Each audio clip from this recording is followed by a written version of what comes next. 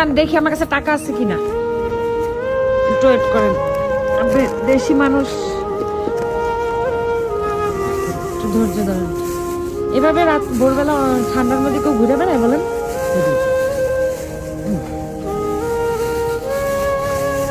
আমি তো ক্যাশ টাকা রাখি না, দেখি আছে কিনা।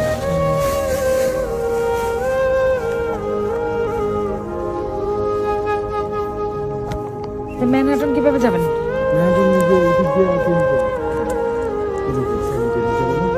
তা আপনার ফ্যামিলি বলেন আপনার খোঁজ খবর নিতে।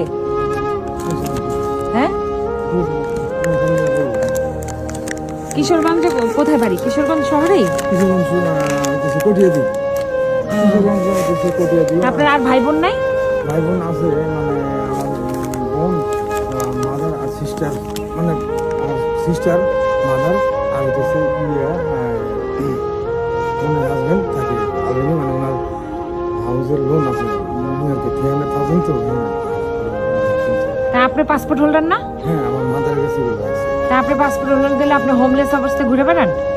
হ্যাঁ, মানে আপনি কাপড় চোপড় নাই, কিচ্ছু নাই।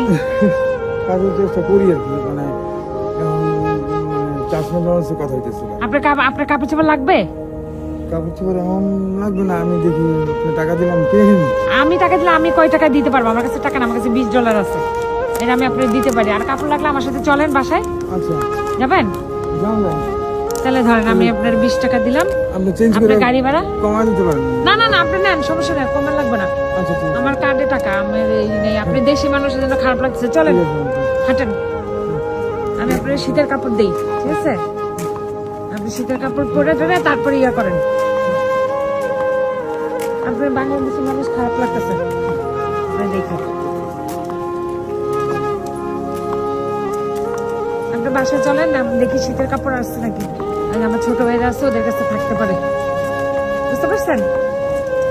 আর আপনার মাকে ফোন দেন, ফোন দিয়ে আপনি চলে যান ওখানে।